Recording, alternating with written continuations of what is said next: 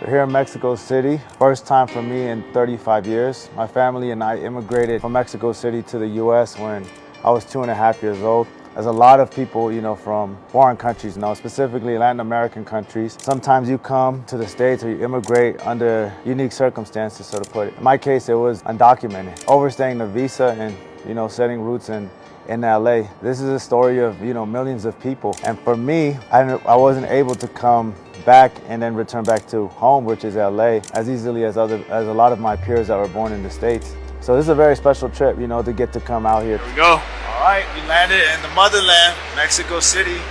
Bienvenidos.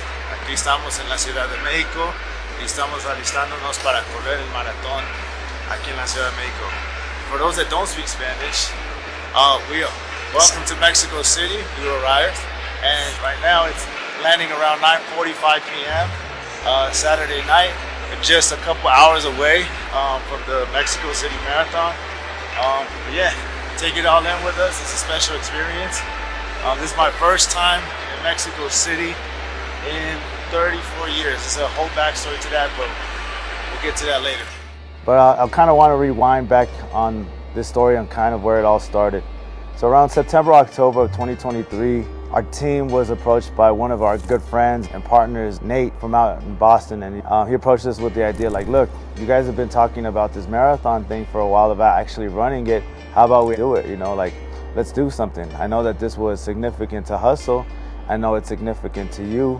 How do you guys feel about doing it? It's coming up next year in March, and moving forward from September, October, upwards to March, everybody trained. We started taking submissions for different runners from several different states and cities across the country to commemorate, a special legacy, and that's Hustle. It was something that we felt that we were, responsible for doing. We all completed, it's a great sense of accomplishment, through all the aches and pains. Some people, it took a little bit longer to recover. Some, it took a little bit less, but everybody completed it nonetheless. And it was something very significant, for the family and for the team. Now, a day or two after the marathon is over, I'm kind of meddling with the idea of maybe running another marathon, right? I thought there was promise, to do another one. So my heart led me to Mexico City Marathon. I thought, well, look, what better place than in my original home, which is Mexico City.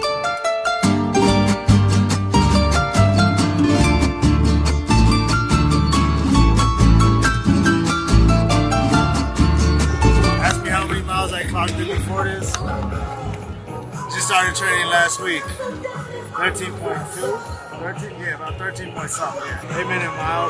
See if the motherland treats me well. When we ran the LA Marathon, my team tasked me with designing a running singlet, for our team. And so we ended up going with all-white singlet with black accents on the side, the Marathon Bar logo, run a lap under it. I had the LA Marathon logo on the back, teamwork, the TMC flag, and then our mantra, life is a marathon. So I thought for Mexico it would be fitting to do the inverted colorway, and for the very first time do our Marathon Bar logo in a different language. In this case, Spanish. Instead of the marathon, it says El Maratón. Instead of it saying run a lap, it says corre una vuelta. And instead of life is a marathon, la vida es un maratón. I didn't really know exactly what to expect. What I will say is a lot more runners in LA, so there's a lot of congestion. That first starting point is a little bit slow. Just made my way little by little over those course of 20 minutes, kind of just getting my mind ready to make that run. Just really reflecting, on the opportunity and the moment to run as part of my, my homecoming back after 34 years, and how meaningful this is for carrying the legacy of my brother Hustle, how meaningful it is for our team, our family, our brand, how meaningful it is for my family, what it means, to be able to participate and experience and partake in this.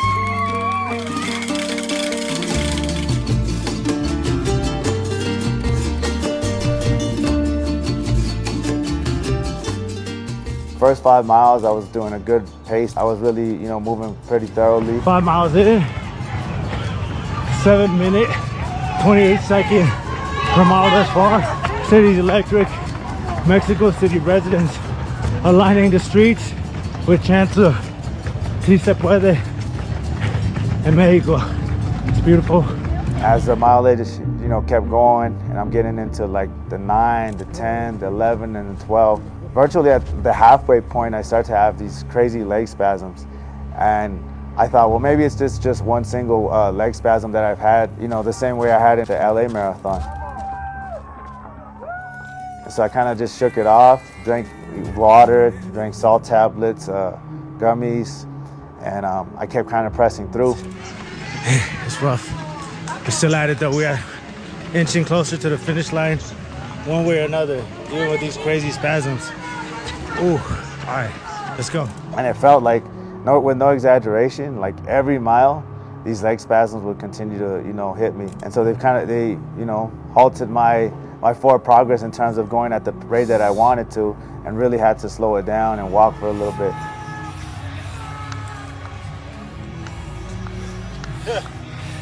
Insane.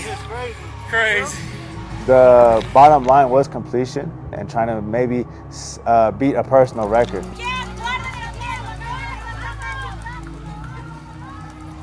Literally half of the marathon, I would say, was a lot of walking at some point because of those leg spasms. Just had to continue to press through. To set kind of the scene throughout these different areas. I mean, you get to see all of like the recognizable landmarks of Mexico City. The streets were lined with people. The chants here in Mexico City were "Si se puede," Mexico. Then flags, Mexican flags waving left and right, and then different signs with different Mexican sayings. People, you know, looking at my bib, chanting my name, sending words of encouragement that kind of like makes you push through the pain. My fellow Mexican nationals that are, you know, cheering me on and embracing me, which is, you know, fills your heart, you know, in a unique way.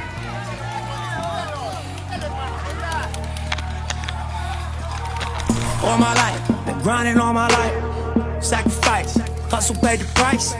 Want a slice, got to roll the dice, that's why. All my life, I've been grinding all my life. Look, all my life, been grinding all my life. Sacrifice, hustle paid the price. Want a slice, got to roll the dice, that's why. All my life, I've been grinding all my life. Look, I'm married to this game, that's who I made my wife. Said I die alone, I told that she probably right.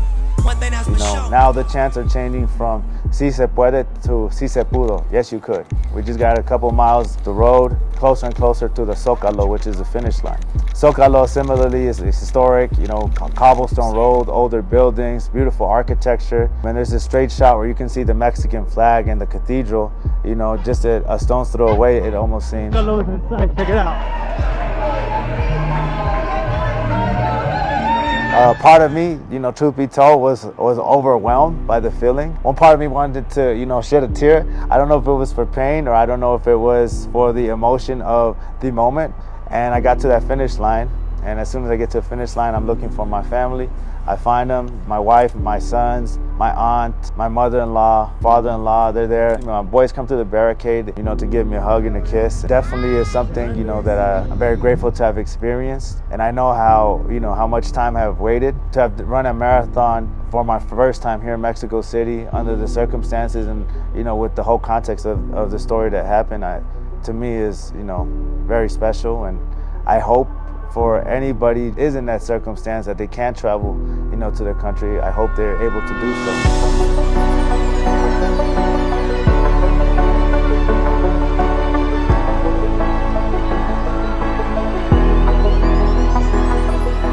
Today, we're gonna go visit some very special people to me. My abuelita Delfina, who is my maternal grandmother, who at one point did live in the US with us for, you know, extended periods of time. So I have a really, really close relationship with her. Our family didn't have the opportunity to come to her funeral because of our legal status. The story that happens, you know, with millions of people that immigrate, they don't get to go pay their final respect to their loved ones. So this is very special to me. Also visiting the Basilica de Guadalupe to go see the original Virgen de Guadalupe. You know, I grew up Catholic, so getting to see that, it's, you know, it's a phenomenon that happened that has been studied, you know, by all the people that can study it, and no one can explain how it appeared other than a miracle. That's a way to kind of end this trip.